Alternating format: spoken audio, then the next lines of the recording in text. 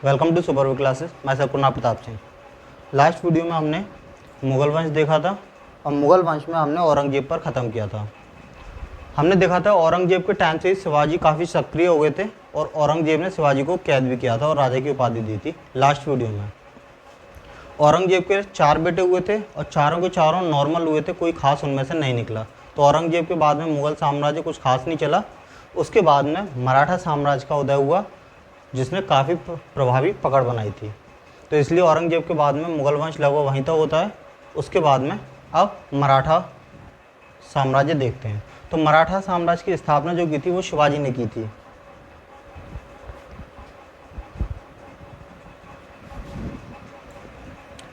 शिवाजी का देखते हैं। मराठा साम्राज्य के संस्थापक हो गए। शिवाजी का जीवन परिचय देख लेते हैं थोड़ा सा। जैसे इनके जो पिता थे उनका नाम शाहजी भोंसले, माता का नाम जीजाबाई और गुरु कौंडदेव, पत्नी साईबाई निम्बालकर। देखो इसमें कुछ भी समझने की चीज़ नहीं है, ये एक तरह से जीवन परिचय जिसमें माता पिता भाई बहन इन सबके नाम याद रखने होते हैं। क्वेश्चन डायरेक्ट यही आता है। जैसे कि एक बार क्वेश्चन आता है शिवाजी के गुरु का नाम क्या था, कौंडदेव, तो ये वाला क्वेश्चन आ चुका है।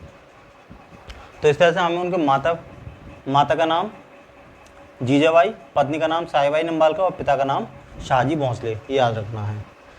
शिवाजी का जो जन्म हुआ था वो शिवनेर दुर्ग में हुआ था और जब शिवाजी बड़े हुए तो उन्होंने सबसे पहले तोरण किले पर कब्जा किया था। ये पहाड़ी पर स्थित था बीजापुर में, क्योंकि शिवाजी जहाँ रहते थे वो एरिया पहाड़ों से घिरा हुआ रहता था। वहाँ बहुत सारे पहाड़ थे और पहाड़ों के बीच में पतली पतली सुरंग टाइप की थी।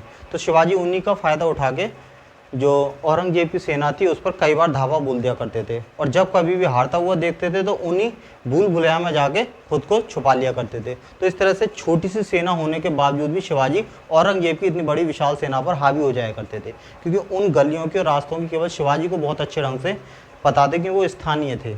बाकी जो औरंगजेब के सिपाही थे वो उनको पकड़ नहीं पाते थे, ना ढूंढ पाते थे।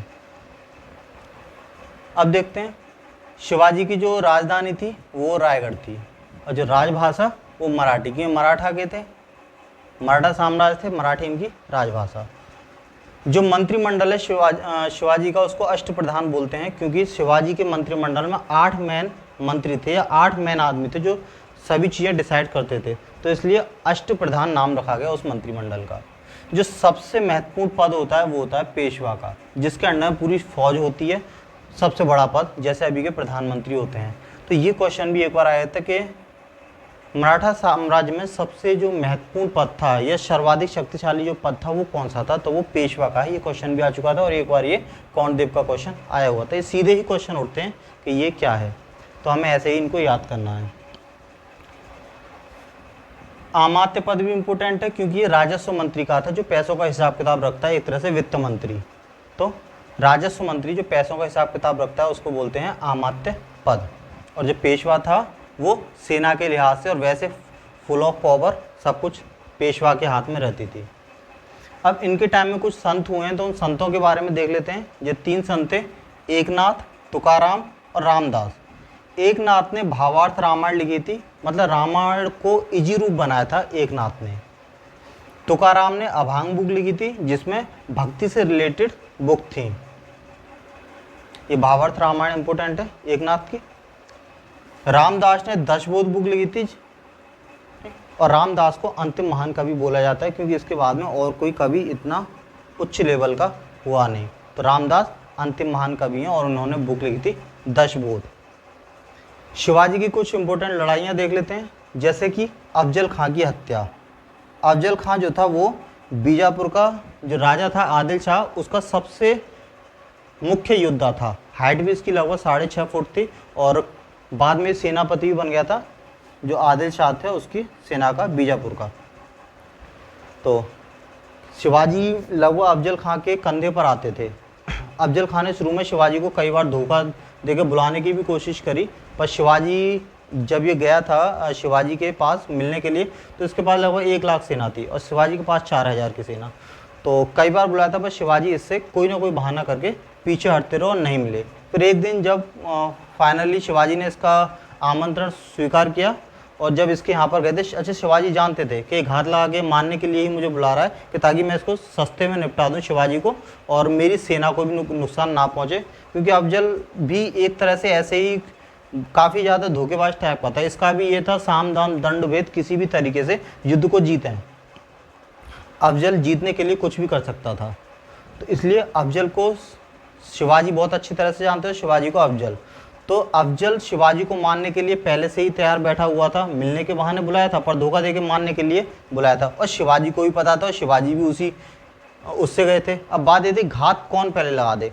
तो जैसे ही ये मिले थे, दोनों की मीटिंग हुई, तो अफजल खान ने शिवाजी को गले लगाया। अब क्योंकि अफजल बड़ा था, शिवाजी उनके यहाँ तक आते थे, 6.5 फुट थे शिवाजी नॉर्मल कद काट के, तो जब ऊपर थे तो गले लगाते समय पीछे चाकू घोंपने की कोशिश की थी अफजल खान ने शिवाजी के। शिवाजी समझ गए, तो शिवाजी हाथों में बागनक पहन के गए थे, आगे पंजों में, दोनों में। बागनक क्या था? बाघों के नाखूनों से बना हुआ एक नुकीला होता है इस तरह से, तो वो सीधा कहीं भी उसको चीरा बहुत आसानी से लग जाता है। तो शिवाजी ने अफजल के पेट पर अपने दोनों हाथों से वार करके अफजल का पेट फाड़ दिया वहीं पर। तो अफजल, उसके बाद में अफजल के जो और योद्धा थे वहाँ, उन्होंने शिवाजी की तरफ दौड़े, तो उस टाइम अफजल को छोड़ना पड़ा, केवल कुछ घाव करके ही छोड़ दिया था, क्योंकि बाकी जो कुछ योद्धा थे अफजल के, वो शिवाजी को मारने आ रहे थे कि अरे, क्योंकि अफजल खान जो सेनापति था उनको शिवाजी ने आक्रमण कर दिया था। तो शिवाजी उनसे लड़ने में बिजी हो गए, जो बाकी योद्धा थे। उतने बीच में अफजल खान जो था वो भाग गया उस महल से, किले से। तो शिवाजी ने बाद में इसका पीछा किया और वहीं युद्ध में मार दिया और इसका गला काट के अपनी माँ के पास लेके गए। तो शिवाजी की माँ ने यही बोला कि बेशक ये हमारा दुश्मन है पर इसको पूरी इज्जत के साथ दफनाओ। तो अपनी माँ की आज्ञा का पालन करते हुए शिवाजी फिर लेके गए, इसकी डेड बॉडी से इसका सर मिलाया और इसको वहीं किले में, जैसे इस्लामिक धर्म के अनुसार, रीति रिवाज के अनुसार दफनाया जाता है, ऐसे इसको दफनाया गया अफजल को। अफजल की जब हत्या की बात औरंगजेब ने सुनी तो औरंगजेब काफ़ी ज़्यादा डर गया, क्योंकि औरंगजेब को पता था कि अफजल कितना तगड़ा और एक तरह से कूटनीतिक आदमी है, किसी भी तरह से युद्ध को जीतने वाला है और काफ़ी बहादुर भी था। तो जब उसको मार दिया तो औरंगजेब तो नॉर्मल था एक तरह से कदकाठी में, जो इतना सामना नहीं कर सकता। तो औरंगजेब ने भी षड्यंत्र रचा, जैसे इसने रचा ये तो सफल हो नहीं पाए, फिर औरंगजेब ने षड्यंत्र रचा। औरंगजेब ने शिवाजी की तारीफ़ करना चालू कर दी कि हम तुम्हारी इस तारीफ से, जब तुमने अफजल की हत्या करी, इतने बहादुर हो तुम, तो तुमसे मिलने का मन कर रहा है, तुम एक बार हमसे मिलो। क्योंकि ये सेंटर गवर्नमेंट का था, पावर भी आती, तो शिवाजी ने सोचा इस तरह से इसको नाराज़ ना किया जाए, कहीं ये दुश्मन ना बन जाए, को खुल के आए। तो इसलिए शिवाजी इसके दरबार में पहुँचे कुछ ना नुक्कड़ के बाद में।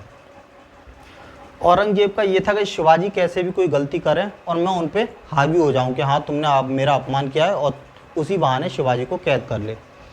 तो औरंगजेब ने थोड़ा कुछ और लोगों की भीड़ लगा दी, जैसे जब शिवाजी आने वाले थे और उनकी लाइन लगी थी, तो शिवाजी जब आए तो उन्हें भी लाइन में खड़े होने के लिए बोला गया कि इस लाइन में खड़े हो, जब तुम्हारा नंबर आए तब जाके मिलना। शिवाजी को बहुत अटपटा लगा। शिवाजी भी थे, उनका बड़ा बेटा संभाजी भी था, दोनों थे। तो ये पर शिवाजी समझ गए कि हाँ ये मेरा अपमान करने की कोशिश कर रहे हैं, और जैसे ही मैं कुछ बोलता हूँ वैसे ही ये मुझे कैद करने की सोचेगा। तो शिवाजी भी इस चीज़ को समझ रहे थे। पर जब ज़्यादा ही एक लेवल के बाद में जब ज़्यादा ही बेइज्जती करने की कोशिश की, तो शिवाजी ने बोला था कि मतलब यहाँ मेरा कुछ ज़्यादा ही अपमान हुआ है, मेरा अपमान ज़्यादा ही हो रहा है। तो इसी बात पर जो औरंगजेब था वो एकदम चिल्ला पड़ा कि ये कौन, किसकी इतनी हिम्मत है कि जो मेरे यहाँ इसमें और इतनी तेज़ आवाज़ में बोल रहा है। उसी बात का बहाना बना के शिवाजी को नज़रबंद कर दिया आगरा के किले में। तो शिवाजी ने सोचा ऐसे तो काम चलेगा नहीं, ये तो ऑलरेडी तैयार बैठा हुआ है मुझे यहाँ फंसाने के लिए। तो शिवाजी ने औरंगजेब का धीरे धीरे, और उसके बोलते ना प्यार में पेट में घुसने लग गया, धीरे धीरे विश्वास बनाने लग गया औरंगजेब से शिवाजी। तो धीरे धीरे वहीं रहने लगे, सैनिकों से मित्रता चालू कर दी। और इन्होंने क्या काम करा, जो मंदिर था, मंदिर में फलों की टोकरी, मिठाइयाँ भेजनी चालू कर दी। और एक दिन जब शुरू में तो काफ़ी चेकिंग होती थी उन टोकरियों की, पर एक दिन जब धीरे धीरे विश्वास होता चला गया, काफ़ी टाइम बीता, 1-2 महीने, उसके बाद में शिवाजी खुद एक टोकरी में फलों की में, जब चेकिंग इतना नहीं होने लगी सख्ताई से और सिपाहियों को भी विश्वास हो गया कि हाँ फल जाते हैं, मिठाई आते हैं, ऐसा कोई दिक्कत नहीं है, तो एक में शिवाजी बैठ गए टोकरे में और एक में संभाजी बैठ गए और उन टोकरियों के साथ निकल गए। अच्छा, शिवाजी और संभाजी का डेली रूम चेक होता था कि रूम में वो हैं या नहीं है। तो यहाँ उनकी मदद की थी हीरोजी फर्जंद ने और उनका जो बेटा था मदारी मेहता ने। शिवाजी के बिस्तर पर हीरोजी फर्जंद लेट गया और जो संभाजी के बिस्तर पर मदारी मेहता लेट गया, ताकि जब सैनिक आए और देखें तो उन्हें ये लगे कि शिवाजी और संभाजी अपने रूम में सो रहे हैं। उन्होंने थोड़ा बीमारी का बहाना बनाए थे शिवाजी ने कि मैं बीमार हूँ, तो ताकि बेड पे पड़े रहते थे। तो उन्हें लगा कि शिवाजी की तबीयत खराब है, काफ़ी दिन से चली आ रही है, तो वो बेड पे पड़े हुए, कपड़ा ओढ़े ये पड़े हुए थे, चेहरा तो दिखाई नहीं दे रहा था। तो सिपाही भी धोखा खा गए। हालांकि बाद में इनको मार दिया गया था। तो ये हीरोजी फर्जंद और मदारी मेहता की मदद से इन्होंने कुर्बानी दी और बदले में शिवाजी और संभाजी दोनों बच के निकल के आ गए और ये पुणे में जाके उतरे। इसके बाद में शिवाजी की मृत्यु होती है। तो शिवाजी की मृत्यु में ये बोला जाता है कि शिवाजी की प्राकृतिक मृत्यु हुई थी, पेट खराब हुआ था, पेशिश वगैरह हुई थी, पेट खराब होने से ख़त्म हो गए।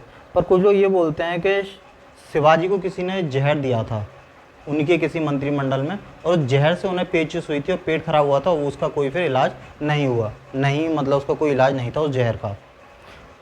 तो दो मान्यता हैं, कुछ भी स्पष्ट नहीं है, पर प्राकृतिक मृत्यु वाली ज़्यादा मानते हैं, क्योंकि जो मराठा थे वो एक थे लगा, उनमें एकता अच्छी खासी, तो ऐसा मानते हैं कि इतना कोई दगाबाजी करेगा नहीं मराठा साम्राज्य में। उनके मरने के बाद में शिवाजी के जो बड़े बेटे थे संभाजी, उन्होंने राजकाज संभाला। ये शिवाजी के बड़े बेटे थे संभाजी। इन्होंने औरंगजेब की नाक में और ज़्यादा आतंक कर दिया। ये बोलते हैं कि लगभग संभाजी ने 210 युद्ध लड़े और 210 के 210 जीते। बाद में औरंगजेब ने कसम खाई कि जब तक मैं संभाजी को नहीं पकड़ लेता अपने सिर का ताज नहीं पहनूंगा। फिर फाइनली एक दिन संभाजी को काफ़ी घेरा करके और इनको बड़ी सेना के साथ औरंगजेब ने जाके इनको संभाजी को बंधक बनाया और इनको इतनी काफ़ी ज़्यादा यातनाएं दी, जैसे हर दिन एक नया घाव। शुरू में इनकी आँखें फोड़ी गई, दोनों आँखें निकाल ली, उसके बाद में इनके दोनों हाथ काट दिए। फिर हाथों से जब काटने से काफ़ी खून बहा तो उस खून बहने की वजह से धीरे धीरे ये लगभग छठे दिन संभाजी की मृत्यु हो गई। उसके बाद में जो शिवाजी का जो दूसरा बेटा था राजा राम, उसने गद्दी संभाली। ये बड़े बेटे थे संभाजी शिवाजी के और राजा राम छोटा बेटा। तो राजा राम का बस यही इम्पोर्टेंट है कि इन्होंने अपनी राजधानी सतारा लेके गए, थोड़ा मूलों से थोड़ा दूरी बनाई और अपनी राजधानी को चेंज किया। तो हमने शिवाजी, उनके बेटे दोनों संभाजी और राजा राम को देखा। अब देखते हैं बाजीराव प्रथम के लिए। बाजीराव प्रथम पहला ऐसा मराठा था जिसने दिल्ली पर आक्रमण किया। सर्वप्रथम दिल्ली पर आक्रमण करने वाला पेशवा वही सबसे बड़ा पद हो गया, मतलब एक तरह से राजा प्रधानमंत्री वाला। अच्छा, उस टाइम पे जो दिल्ली का शासक था वो था मोहम्मद शाह। उसको दिल्ली छोड़कर भागना पड़ा था, इतना तगड़ा हमला किया था बाजीराव प्रथम ने। तो जो मोहम्मद शाह था उसने दिल्ली छोड़ दी। तो बाजीराव प्रथम का यही है कि ये काफ़ी इंपॉर्टेंट है, सबसे पहले वो पेशवा जिसने दिल्ली पर आक्रमण किया, यही क्वेश्चन पूछा जाता है। अच्छा, बाजीराव का मस्तानी के साथ प्रेम जो संबंध था वो काफ़ी फैला था। इसके ऊपर मूवी बनी है मस्तानी। और मस्तानी कौन थी? जो छत्रसाल थे उनकी बेटी थी। छत्रसाल शिवाजी के जो मराठा थे उनके संपर्क में रहे थे, क्योंकि मराठा भी औरंगजेब के दुश्मन थे और जो छत्रसाल था वो भी। छत्रसाल का मैंने लास्ट वीडियो में बताया था कि छत्रसाल के 12 साल की उम्र में उसके पिता की हत्या कर दी थी। तो बाद में जब छत्रसाल बड़े हुए लगभग 22 साल के, तो उन्होंने जो गोंडा का राजा था उसको मार के अपना बदला पूरा कर लिया। छत्रसाल ने औरंगजेब को भी एक युद्ध में हराया था। छत्रसाल बुंदेलखंड के थे, तो उन्होंने बुंदेलखंड में जो औरंगजेब की सेना थी वहाँ उसको हराया, औरंगजेब को हराया और पूरे बुंदेलखंड पे अपना राज्य स्थापित कर लिया। तो छत्रसाल एक ऐसा बोला जाता है, एक ऐसा योद्धा था जिसने औरंगजेब को हराया और अपना एक स्थायी शासन, अपनी सीमा को स्थायी किया। तो छत्रसाल भी काफ़ी इम्पोर्टेंट है। तो छत्रसाल और बाजीराव ये दोनों आपस में मिले थे कि दोनों ही दुश्मन थे, और बाजीराव ने जब पहली बार मस्तानी को देखा तो इनमें आपस में प्रेम प्रसंग चला जो काफ़ी फेमस रहा था, और बाद में बाजीराव ने मस्तानी के साथ शादी कर ली। उसके बाद में बालाजी बाजीराव आए थे। इनका जो नाम था नाना साहब भी बोल देते हैं, ये क्वेश्चन आता है नाना साहब निम्न में से कौन नाना साहब हैं? तो बालाजी बाजीराव। जो बालाजी बाजीराव थे उन्होंने पानीपत का तीसरा युद्ध लड़ा था जो 1761 में हुआ था। अहमद शाह अब्दाली और बालाजी बाजीराव के बीच में हुआ था, मतलब अहमद शाह अब्दाली और मराठाओं के बीच में। इसमें मराठाओं को हार का सामना करना पड़ा था। जो बालाजी बाजीराव थे, यहाँ मराठा हारे थे, किससे? अहमद शाह अब्दाली से। उसके बाद में नाना फडणवीस को देखते हैं। इनका जो मेन नाम था, मूल नाम बचपन का, वो बालाजी जनार्दन भानु था। अंग्रेज इनको मराठाओं का मैकियावेली बोलते थे। और मैकियावेली कौन है? इटली का दार्शनिक। मैकियावेली इटली में उसने बहुत सारी पुस्तकें लिखी हैं और ये एक तरह से पॉलिटिकल आदमी, जिसने पॉलिटिक्स और काफ़ी ज़्यादा अवेयर, सामाजिक, पॉलिटिक्स, कवि, संगीत, हर चीज़ में आगे था, काफ़ी चतुर। तो इस तरह से नाना फडणवीस भी कुछ मैकियावेली जैसे ही थे, काफ़ी रणनीति में काफ़ी निपुण। तो इसलिए अंग्रेज इनको मराठाओं का मैकियावेली कहते थे। तो ये भी क्वेश्चन एक बार आया था कि अंग्रेजों ने किसको मराठाओं का मैकियावेली बोला, तो वो नाना फडणवीस। फिर लास्ट में बाजीराव द्वितीय आया था, वो बाजीराव प्रथम है, ये बाजीराव द्वितीय। बाजीराव द्वितीय ने अंग्रेजों के सामने अपने घुटने टेक दिए और जो सहायक संधि थी 1801 में हुई थी, इसको स्वीकार किया। सहायक संधि में क्या था कि जो अंग्रेज़ थे, बिना अंग्रेज़ों की सहायता से तुम किसी भी दूसरे राज्य से युद्ध नहीं कर सकते, उससे कोई संधि नहीं कर सकते, कोई भी नए नियम कानून नहीं बना सकते। तो मतलब एक तरह से अंग्रेज़ों की सहायता लेनी पड़ती थी हर चीज़ में। तो वो सहायक संधि कहलाई, जो बाजीराव द्वितीय ने स्वीकार की। उसके बाद में वसीन की संधि जो 1802 में, वो भी स्वीकार की थी। वसीन की संधि में क्या था कि अंग्रेज़ों की एक जो टुकड़ी थी ब्रिटिश ईस्ट इंडिया कंपनी की, वो इनको अपने पास रखनी थी और उसका जो खर्चा था सालाना लगभग 26 लाख रुपए आता था। तो बाजीराव द्वितीय को एक ऐसा जगह देने को बोला था जहाँ से जो टैक्स है वो 26 लाख वसूल हो सके एक साल के अंदर, वो उतनी बड़ी जगह देने को बोला। तो सहायक संधि और वसीन की संधि दोनों बाजीराव द्वितीय ने स्वीकार की थी। वसीन की संधि पुणे में हुई थी, 1802 में हुई थी। ये किसके टाइम में? तो ये लॉर्ड वेलेजली। नेक्स्ट चैप्टर इसी लेक्चर इसी का है, जिसमें हम जितने भी ब्रिटिश हैं, क्योंकि ब्रिटिश का हस्तक्षेप होने लगे, तो नेक्स्ट वीडियो में हम लोग ब्रिटिश जो हैं वायसराय, उन सब के बारे में देखेंगे, जो जनरल हैं, गवर्नर जनरल हैं, उन सब के बारे में। तो लॉर्ड वेलेजली से सहायक संधि और वसीन की संधि स्वीकार की और पेशवा का पद था वो समाप्त कर दिया और मराठा साम्राज्य यहीं ख़त्म हो गया। तो ये तुम्हारा मराठाओं का उत्कर्षण ख़त्म हो गया। अब अंग्रेज़ों का चलेगा, जो गवर्नर जनरल, वायसराय, इस तरह से। धन्यवाद।